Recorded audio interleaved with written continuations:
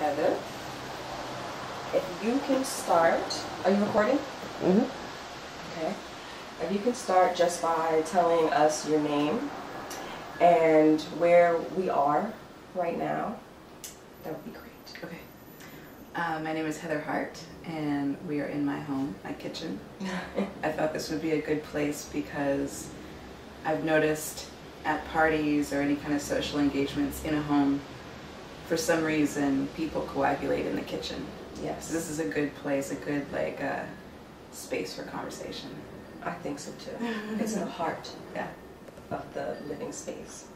So I'm going to start with a big question, and that is if you can describe your practice a bit as an artist, you know, how you came to being in the arts and how your practice has grown, expanded, evolved now that you're here in this location in Brooklyn, New York.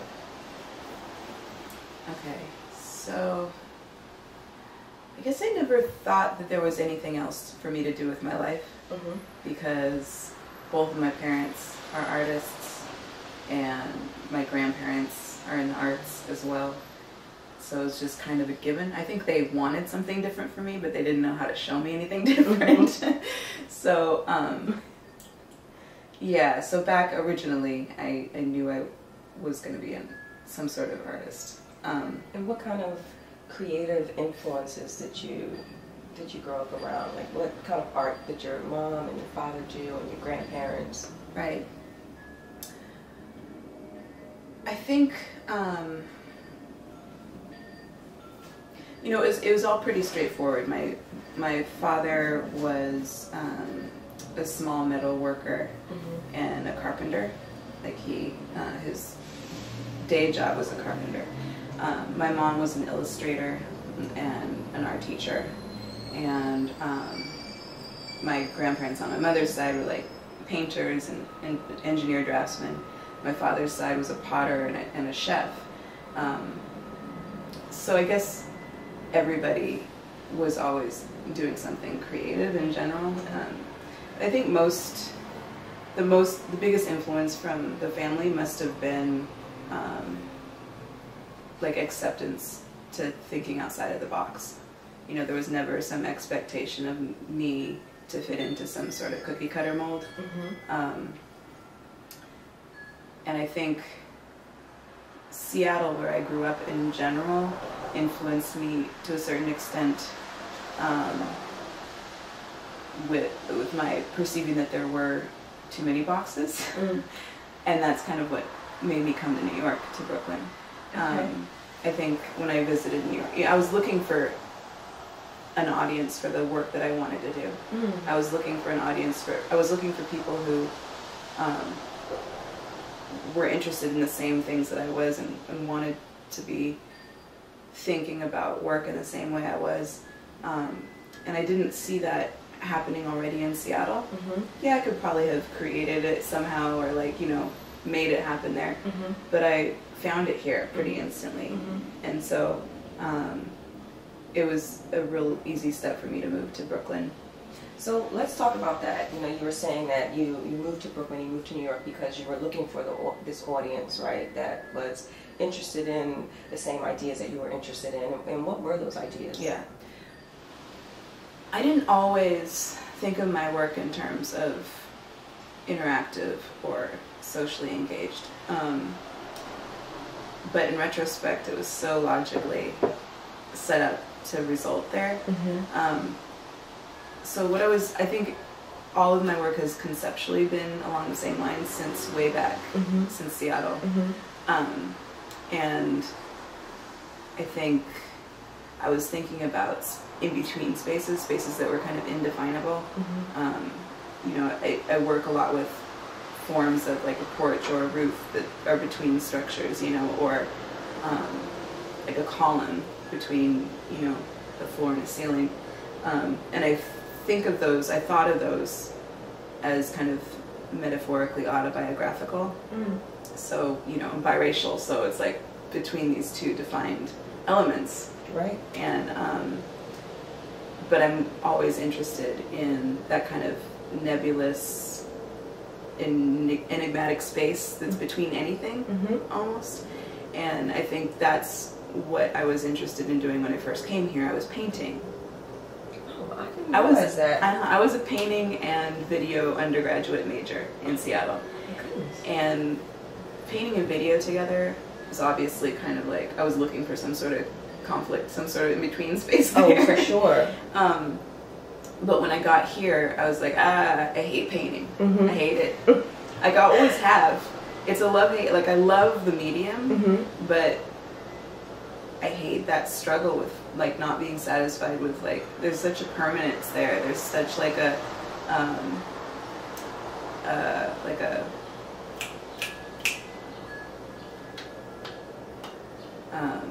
finality? Yeah, but I'm thinking of more, like, the ego.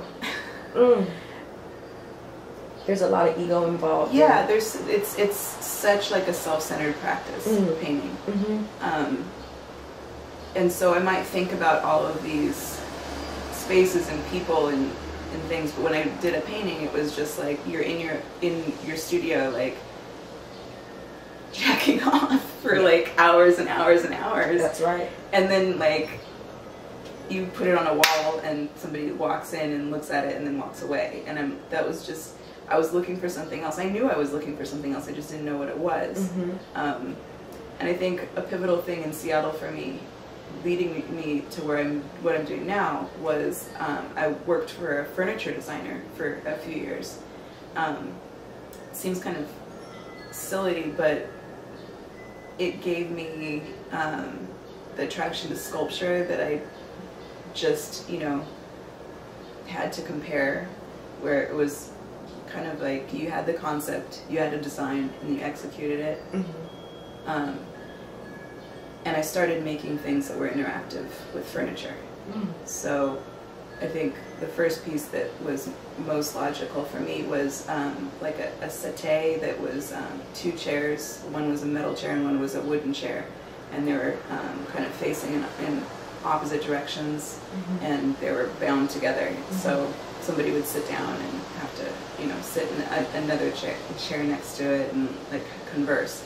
And then the next thing was like a balancing footstool. So, you know, you couldn't use the footstool unless somebody else used it with you. So those were underlying in my practice, like things like that for a long time, but I didn't necessarily take them seriously until after Skowhegan. And what did the experience at Skowhegan help you to develop in terms of these ideas?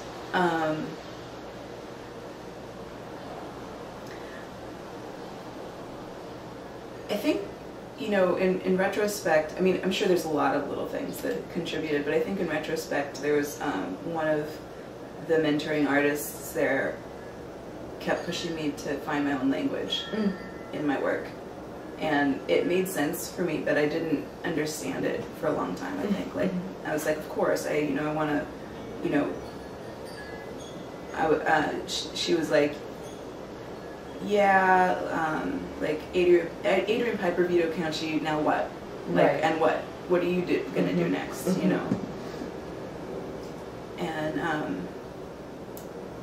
And so I think that steeped in my head for a long time. And I started doing things that were more tactile and touchable, and then that moved to things where I required the audience to do something, and so it was about coercion, almost, in a sense. I'm not interested in work necessarily that puts me as a trickster. You know, I don't want to like trap the viewer into doing something, but I want to coerce them. I want to like invite them. I want to create a situation where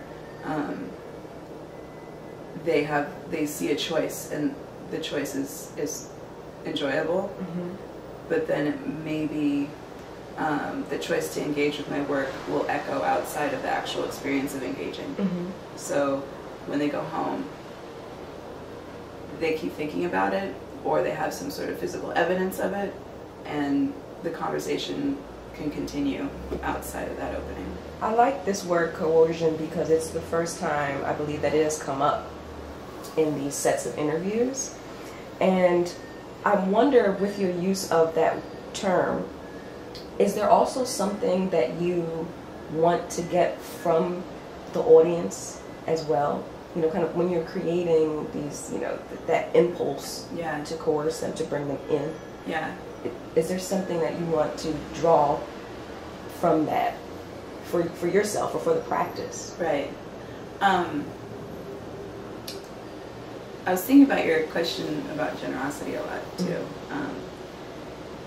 And I think the thing that I'm getting most from the audience is their trust. You know, it's kind of a lot of responsibility to position them, you know, I mean, I'm putting them kind of in a vulnerable situation. I'm putting a lot of like baggage onto them. So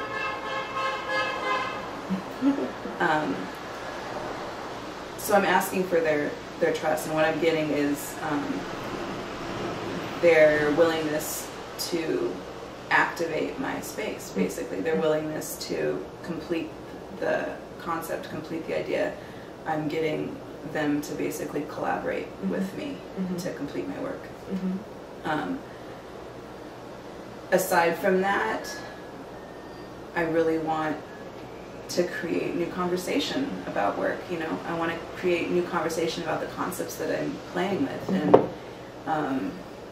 you need another person for a conversation. That's true. So I'm hoping that that's something that they can give me too. You know. And is this all, you know, a part of your effort to continue to develop new language for what it is that you're doing? Yeah, absolutely. You know, I want to, you know, I like inventing words, literally, but I also have searched and kind of refined forms and like boundaries for myself and like requirements for work for myself. And that's all. I like, you know, one of those right now, one part of my language right now is anything that's not on like a two-dimensional piece of paper must be interactive in some way. Like it must engage the viewer. And I don't want to have like a didactic instruction on the wall either. Right. And so that leaves an area where you have to design it in a way that will guide the viewer to do what you want them to do, and not more and not less. Right. Which so is a challenge, yeah. And that's the language, I guess, is, you know, I find forms with the concepts that I've been working with forever, and I want to execute it with the language of engagement, I guess. Well, you know, so much of what you're saying resonates with me because this grant, at least this granting process, kind of starts from a different position than what the normal granting process is, whereby, you know, there are this, you know, set of really strict criteria and these instructions and these rules, and then artists have to kind of fit themselves, package themselves, you know, based on these kinds of criteria. But the interesting challenge that we have in this process is that we're trying to design the criteria based on what the practice is, right? And so in also encompassing this grand idea with these two words, social engagement, and realizing that that phrase is broad enough to bring in a whole lot of different types of sensibilities, right? And just kind of creative processes, but also recognizing that there needs to be some kind of parameter around it. So, you know, social engagement, yes, can be any and everything, but when an artist is involved in social engagement, then what kind of form or shape does that take? And so a part of this and being here with you now is, you know, listening to the language that you're developing for the practice that you have, and in turn incorporating that language into the criteria that we're using in order to build this grant, so that we can come up with some sort of selection process for, you know, when we get to having to award the funds, how are we doing that? And how also are we opening up the criteria to be malleable and to shift? Because each time we have to whittle down the pool, we'll always have to go back and reevaluate where we are in relation to the criteria. Right.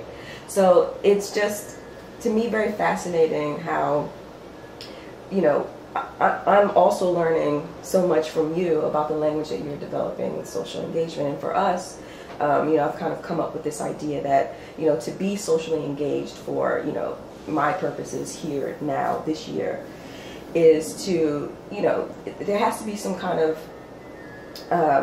there has to be people involved, right, in the activity. And the people are involved at a level of the making, right? But also maybe in the process, and people are involved in the success, however you decide to evaluate success of that project. And so within that interaction that you're creating, I'm very much interested in the notion of generosity, as you mentioned earlier, and thinking about generosity as, you know, either an organizing principle of the interaction or the product. You know, there's some sort of product of generosity that comes out of it. So I'd like to hear, you know, just from your experiences of building new language and, you know, kind of putting words to what it is that you're doing, how you would define this idea of social engagement. Or if you don't even think that that's necessary to do so, you know. Yeah.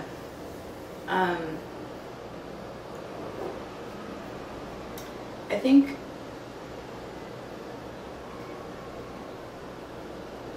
defining social engagement or a social practice as a genre of art is problematic to me because I think I struggle with fitting into boxes in general.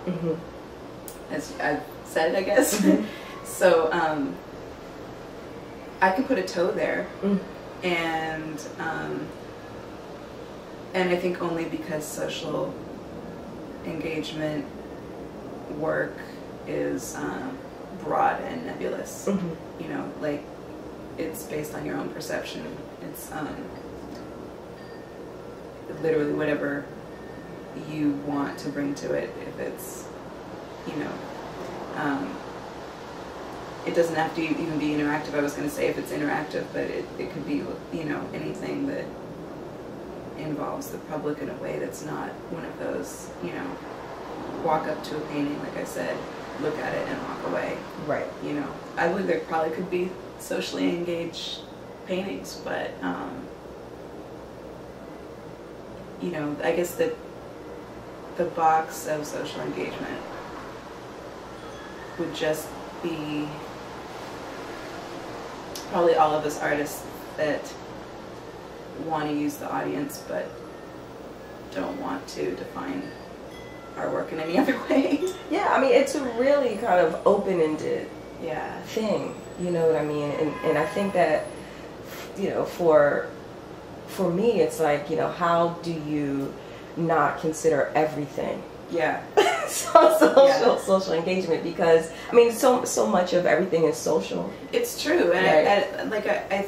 like I was saying with paintings, it's like I think we learn in undergraduate school, you know, when you're starting to learn about concept and you're starting to learn about an artist's intention and how that validates so much for you when you realize that, oh, they actually meant for you to be upset when you looked at this. Oh, they actually meant for you to like feel disgusted when you look at that. Isn't that social engagement? You know? Well, we were having this conversation the other day about the different experiences in art with audience or public, right? And so when you're in art school and you are, you know, in a course of getting a BFA or MFA in any particular traditional medium, right? It's very much, it's a kind of a world unto itself. You're constantly having to contend with art history in that way. You know, you're not really talking about much outside of that in an art school environment.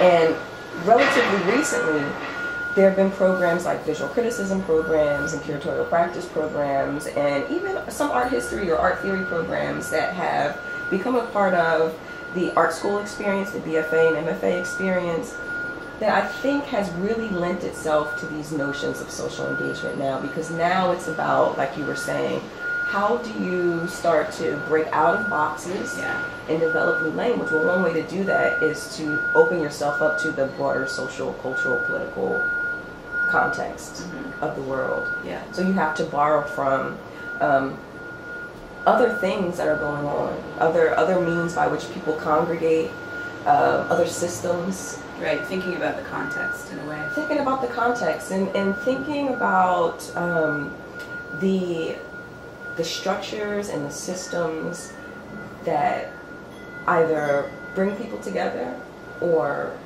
pull people apart. You know, and I feel like there's so many mechanisms out here that do that all the time. And I don't know where I was going with this particular point with social engagement, but just kind of being involved in this activity of having to go outside of art in order to generate something new for art, for the activity of making. It's like I feel like my work easily fits into what they call social engagement or social practice, but at the same time I'm not necessarily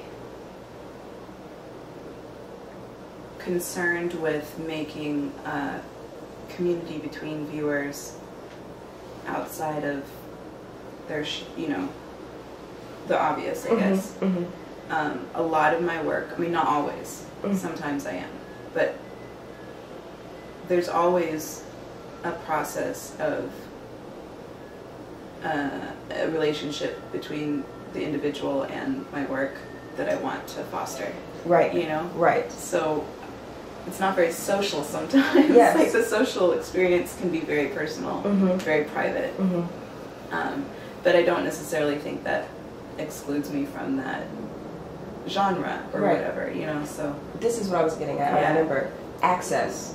The ability to create access for the viewer. And that oftentimes museum spaces or gallery spaces, don't allow for that. I mean, of course, technically they're public and you can walk in, but there's something that happens when you kind of pass that threshold and you enter into a space from which to view art that can be very alienating. Yeah. Like you were saying, that has no social kind of... Yeah.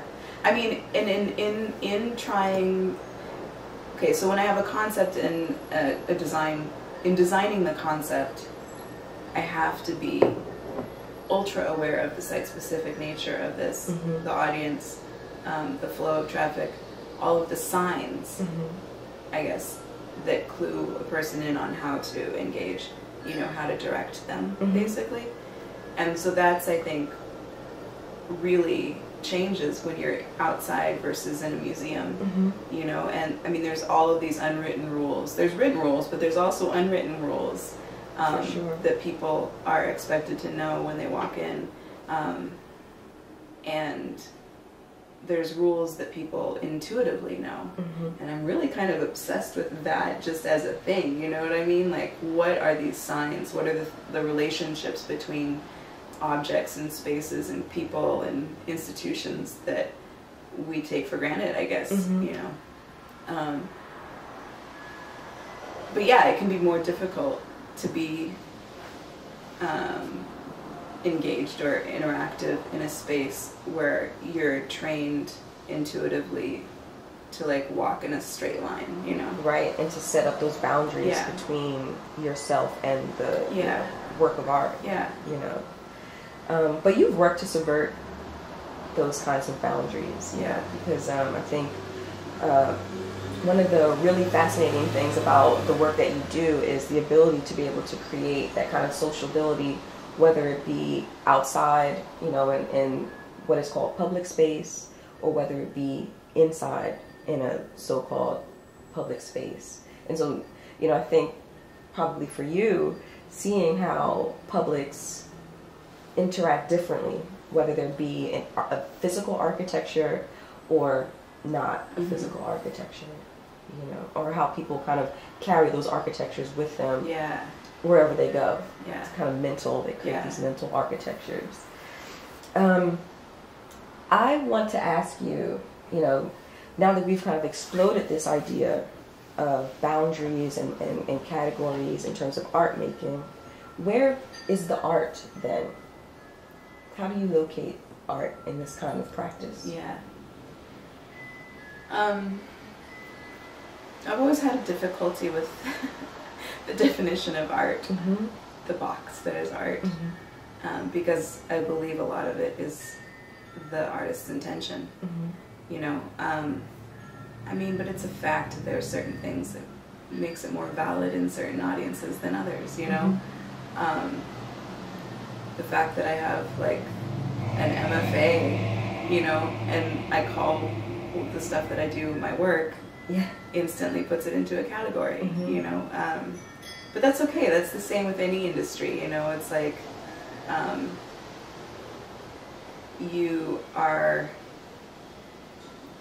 your intention is everything, I think. And I think art has always been looking to push boundaries, you know, to react on previous generations' like definition of what it was, and now we're left with kind of an era where we've done everything. And so looking for something new in an era where you've done everything leaves us with spaces that are questionable to a lot of people, I think, you know, and that's exciting to me, you know. It's like you can find, conceptually you can find the art in a lot of daily life, and pulling it out and putting it in a certain context and asking you to consider it in a different way. It's not just my art. It's not just a, you know, a sculpture or a space. It's asking you to consider, asking the audience to consider something that they bring with them as art as well. Do you think that settles with people? In terms, not all the time. No, I mean, not all the time, but it doesn't matter, because, you know, people thought that Cubism wasn't art either. Right. You know? That's right. And the value system changes from person to person so much, and my favorite thing is finding fans or whatever, you know, when you have somebody who you can access, you have somebody who you hit that spot, and they come back to you and they're like mind-blowing, whatever, that's like worth it all, you know. And that's like, that's the person that I want as my collaborator in a way, you know what I mean? I want somebody who comes off the street, or somebody who comes in from a gallery and gets it, is, you know, helps me keep going, I guess, in a way, you know. It's like that validates that intention. You bring up two things that I want to, well, you bring up one thing that I want to talk about, but I also want to make sure I get this other point in, and that's the issue of value.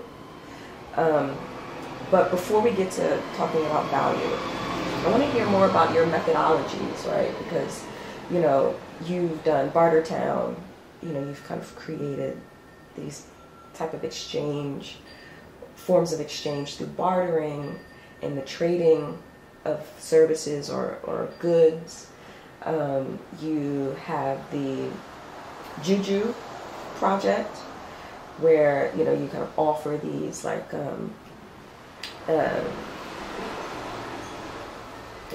what's the word for them? The medicine bags. The medicine bags, you know, that will bestow whomever takes them with some particular, you know, experience, right?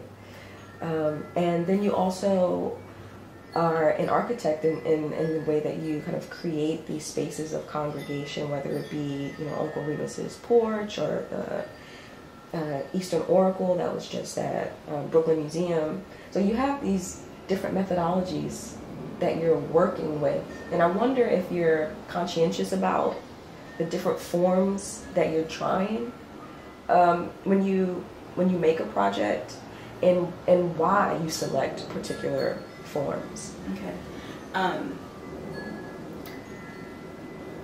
All of my work, I think, is connected through the concept of forefatherness, which is another word that I made up. Forefatherness. Yes.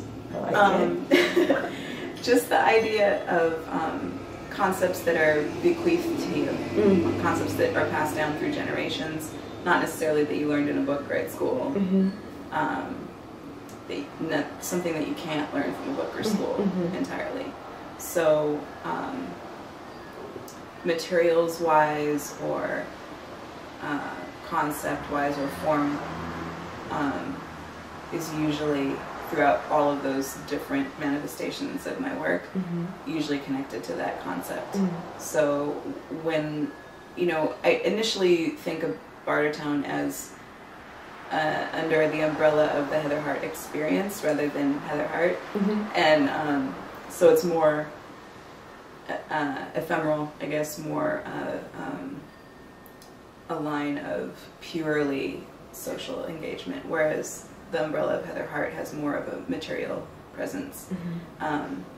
But so Bartertown, you know, obviously that's a form that's been passed down through generations, that's linked, you know, to trading posts and to, you know, original forms of exchange and value. And the juju bags and the Build-A-Brother, those ideas are, the juju bags are literally medicine bags, or something that your grandmother is supposed to give to you. They're, you know, the elder of the generation, usually female, makes a bag full of, you know, their hair, little pieces of clothing, and herbs or spices or something that is like a security charm that is handed down to a younger generation. Alternatively, I mean, in every original indigenous culture has a version of a medicine bag, I think. And alternatively, there's, you know, the root working medicine bags of the South, where you can go to like a, you know, a root doctor and like have an ailment or a spell that you want, and they'll make you something, you know, in a bag to sleep on or to cook or something like that. And those are all, you know, processes that are handed down through generations. And I wanted to, you know, take things from my experience as a human and kind of pass it forward and explode it to a public audience. To look at inheritance and history and futurism and faith, kind of looking, you know, people, I think nowadays especially, are looking for something to believe in, and they also want to have responsibility for things that they can't have responsibility for. Control over things, you know, and I think that's something that I like to kind of fabricate for people or with people. And so that's also, you know, all of the oracular things that I use with gold leaf is something like I want to fabricate something that will walk a viewer through the steps of something that they want or need. But in all of this work, I want to flip the engagement on, I want the responsibility onto the viewer. So I want them to have a choice of what level of engagement they want to have. And I also want maybe the moral of, or the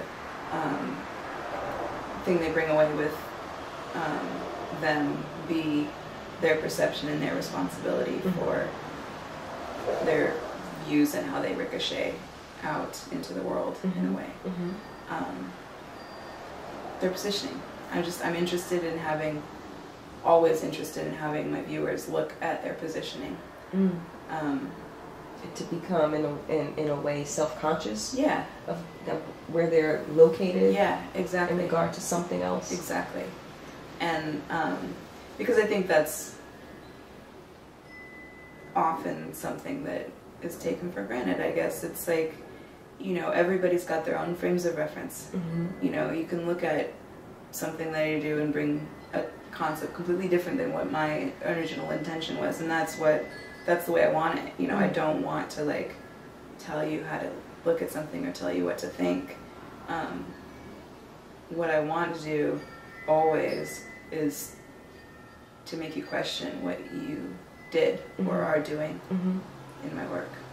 Well, let's also talk about the porch, you know, the architectural structures too, because I think that there's, you know, something about them that's also, you know, working within your practice that you keep coming back to, right? These kind of spaces of congregation, but also lends itself to why it is that we're sitting in the kitchen too. Right. You know, these sort of transient spaces that also become the spaces where memories are handed down and storytelling and oral histories and things like that. So could you...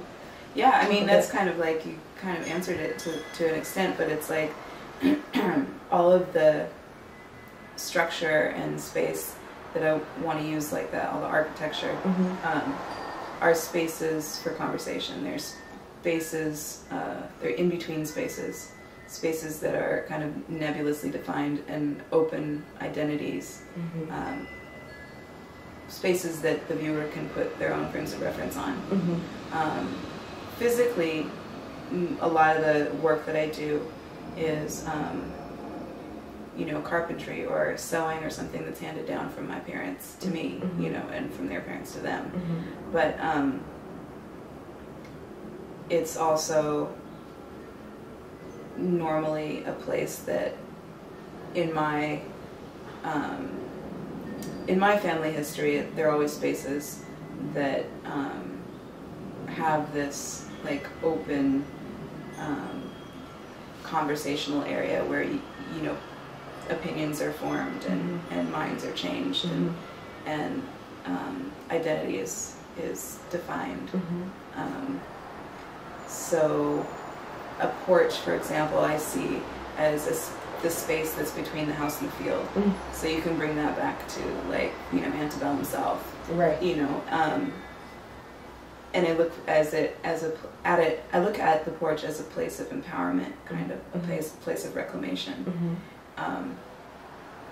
And that's kind of what I like to offer the viewer in a way. And it's like, you know, what kind of responsibility are you going to take? What kind of position do you find yourself in? What choice are you going to make? The rooftops are the same thing, kind of, you know, it's between the house and the sky, inside and outside, earth and heavens, whatever. And there's always a couple of different choices on how to interact with that in-between space.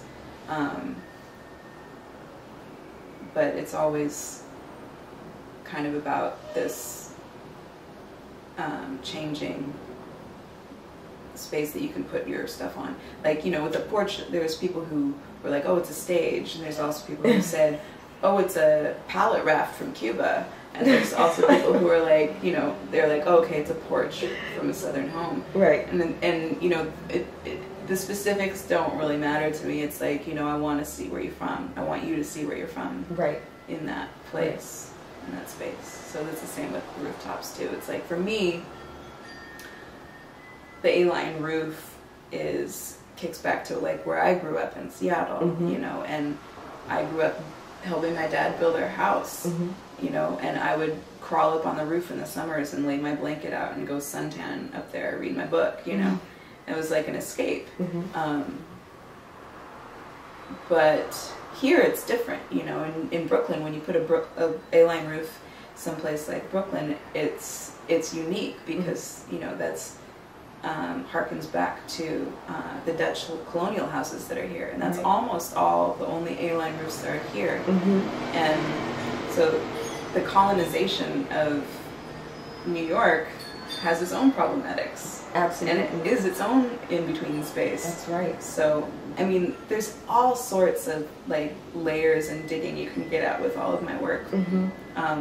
But it's really important for me to keep it open enough for people to validate it with their own stuff on itself, and for it to be like important enough without that specific little concept that I have seeded it with, you know? Right, it takes on a life of its own with each individual. Exactly. The identity of the object itself changes. That's right. Yeah.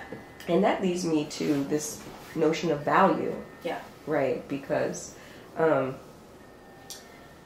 one of the things that we're interested also in this project is thinking about forms of economic sustainability for artists, right? That just aren't based on the monetary system, but other forms that either can be generated through a grant or forms that are being generated through artistic practice that, you know, we can observe as grant makers and borrow from and help to facilitate as a part of the granting process, kind of knowing that you know, funders can't fund everybody just because of the limitations of the monetary system, but in being aware of that lack and aware of that limitation, what other forms of economic sustainability can be created.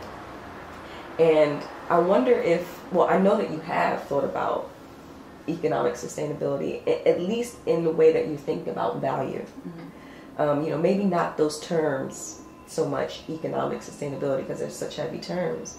But I think that as an artist, you always are engaged in these notions of value, because so much of the artistic process subverts common notions of value, but it also participates very much in the value system, the capitalist value system that we find ourselves in, right? So I wonder, firstly, how you think about this question of value, how you evaluate the particular activities that you're engaged in, and what kind of forms of economy you are either generating or thinking about that go beyond just the monetary. You know, maybe it's information, maybe it's about a sensibility, but you know, how would you address, you know, the concept of value?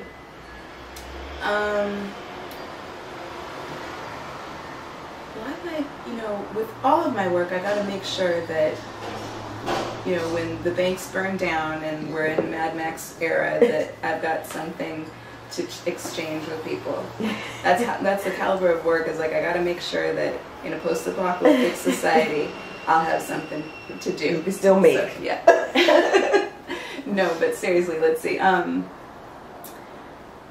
I think that art and artists have been trained to create alternative systems of value. I think that's, like, you know, we're in school, the most common thing, you know, like, you can learn technique, whatever. But the thing that we learn is how to be creative, how to think outside the box and make it work. You know, how to do what you want, how to get what you want, how to wiggle between all of these little boxes and definitions and expectations of society. So I think creating value, creating a new value system is something that is logical for artists to do. Like, I think that's where Bartertown came from. It's like, you know, my wanting for artists to be leaders in creating a new cultural value, and asking the audience to look at the disconnect between implied value and, you know, literal, like, currency. And it's hard, I think, to get away from looking at currency, because even when you're trading something, you have to remind yourself not to equate it to money first. Right. It's true. Yeah. Yeah. To equate it to need. And I think in general, I grew up in a culture that valued work, valued labor. Mm-hmm. And that's problematic in the art world. Mm-hmm. It really, really is. I think that's actually been probably the biggest lesson in my coming to New York. Can you talk a little more about that? Yeah, definitely. I think artists can be more successful, and by success I mean be able to figure out a way to do what they want to do. Mm-hmm. If they don't necessarily equate the value of their work with how long it took or how much materials you used or mm-hmm. You know, how well crafted it is. Mm-hmm. And I think that's something, you know, that I've had to unpack a bit. Like, you know, I think I came from pretty heavy crafts undergraduate, mm-hmm. And I came from a family culture of like, you know, oh, you're working really hard, at least. Mm-hmm. Doesn't matter what you're getting paid, but you're working really hard. And then I came into like an art world or in New York, where it was like more about concept and you know, you could get away with a whole lot as long as you like could punch him in the gut, right? And I slowly realized that half of the people I knew didn't care about work ethic. You know, you don't have to like spend 40 hours on a little painting to make it worth anything. And that's obvious. It's obvious, yes. Right? But to look at that and try to apply it to ethics and value system that I had been brought up with mm-hmm. was more difficult than I thought. Mm-hmm. So now I think I've got a really healthy balance where I concept is always what leads me. Mm-hmm. And the interaction leads me, and that might not have like a monetary value for a lot of people. But I think the balance between concept and craft is really what I'm attracted to, mm-hmm. like me, myself. So like a really well-built porch, mm-hmm.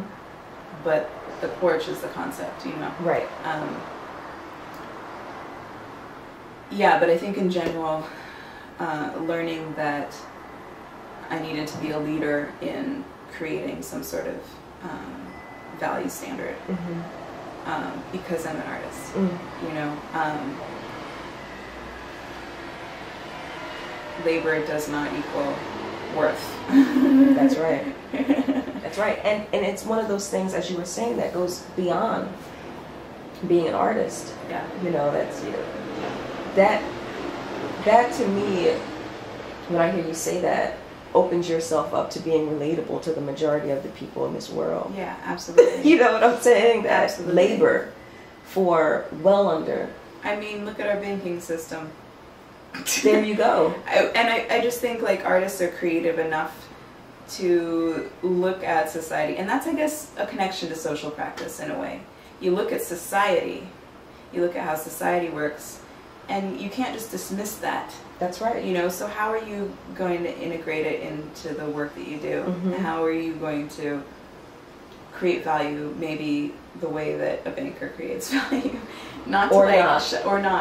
Not to like, pull a fast one on society. But there are options, that's all. You mm-hmm. know, there are ways of looking at work that's not equal to you know, the age or the labor or the materials. Mm-hmm. Because some could say that the banking system as it exists now is actually coercive or corrodes society. Mm-hmm. You know, the whole idea of the social, we kind of allow ourselves to participate in this form of economics that really doesn't, cannot sustain that. Yeah, I think that's what I, was reacting to when I first got to New York, that where I observed a lot of,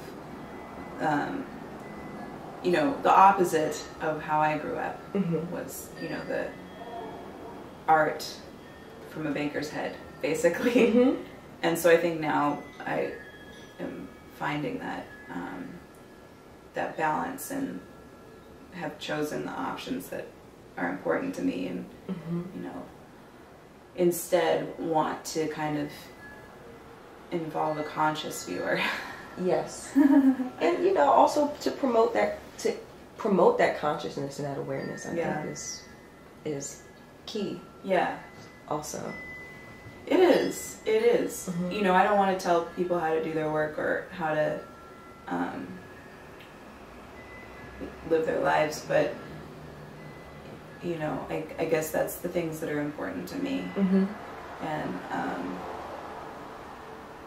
I don't want, there's a history of a lot of tricksters in the art world, and I don't want to be that. That's not, it doesn't have as much value for me. You know what I mean? It's like if you pull a fast one on somebody, it's like it loses its value. Yeah.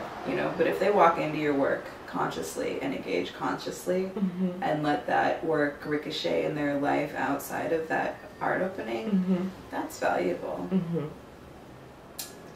Yeah. Connecting it to monetary value, I think that's where we do need institutions and creative thinkers. Because I don't think art is going to be so easily equated to monetary value in the future. Right. That's right. And I think that's starting now, obviously. It's starting for sure earlier than now, but I think it's going to become more common. For sure. And so how to evaluate that kind of value is completely relative. I mean, but so is art and aesthetic. Definitely. So here we are, right? Exactly, talking about the that so much of what this is about the relativity of aesthetics. What does something like that look like? And that's how it's always been. So it shouldn't be any harder to swallow than painting was. Right. But it is, though, because I think one of the reasons that it is a little harder to swallow than painting, not necessarily for, people out in the world, but mainly for, people who find themselves working in a particular field, for instance, art, right, is because there's such a huge body of knowledge built up around, something like painting or sculpture. And so much criticism around it, and writing and philosophy and theory about objects. Because this, the foundations of it is about, being able to read art in a very industrial, productive kind of thing. And this is a product. Right. So how do we then, what's the use of this product? Right. Oh, it's not really useful. So then we have to value it because of its aesthetics. Right, because it's beautiful, and that beauty serves some kind of purpose for us as a culture, So I think that is the challenge. It's like there isn't just that thing that you can kind of put your attention into and just contemplate on this one thing. You now have spread out, I think a lot of it has to do with entropy, right? It's like, this thing is just now thrown open, and now we find ourselves in a position where we're trying to gather at least some pieces to be able to make that scattering important. And it's hard, I guess you're right, in that it's hard when you're filling out an application for things with work that I do. It's reduced to a still shot, whereas the 90% of the work is actually being there. Yes. And that's one reason why I haven't done video of my work, because I want the actual event of engagement to have the value, that's the only thing that's important to me. Mm-hmm. So when you reduce it to a third person, you know, watching a viewer interact with the work, that's a whole different piece. Right. It becomes something completely different. Completely different. So that's why I've decided to do only still shots, but then, you know, you run the risk of losing the actual, I guess it's the feeling. Mm-hmm. And that's what's important to me, is the feeling, that reaction, the presence. Yeah. You know, this idea of having to be there. Mm-hmm. Yeah. And not only being there, but being conscious of being there. Yeah. Choosing to be there. Choosing to be there. Exactly. And knowing that being there requires something from you. Yeah. You know. Yeah. So I think that, you know, the only solution is to make it more common, right? Mm-hmm. Mm-hmm. And that's the same with any new form, right? Is just to talk about it more, to write about it more. That's right. To produce it more. Yes. Fund it more. Fund it more. You know what I mean? Yeah. Yeah. So, and speaking of stills, we'll be asking you for those. Okay. By the way, for projects. So, you know, we still participate in it as well. Yeah. You know. Well, you have to have some sort of marker. We do. To refer to what you would do. That's right. And that's what I trust for everything that I apply to, and all of like the media Mm-hmm. that documents my work. I trust that a photograph is only a marker of like what my work actually is. Right, it's just only a little semblance, clue. you know, so that, and help to just locate people, because, you know, although there's so much about getting beyond form is also so useful just in our comprehension. Sure. Sure. You know? Well, you know, maybe it's like a snapshot at a family picnic or something. Yeah. You know, you weren't there. You know you missed that food. But you get it. But you get it. You know? You see it. Yeah, you see it. And for however fleeting that moment of like recognition is, it was worth it just for that one time. Yeah. So yeah, the dossiers that we're building are these compilations of blurbs that I'll be writing on the experience of the interview, and stills from projects that come up in the interview, and also these little web video snippets that we're putting on there too. And then there'll also be links to things, links to your website. So trying to build as much as possible a multimedia presence around what it is that you're doing. Cool. In relationship to the grant. Nice. Yeah. So I think we got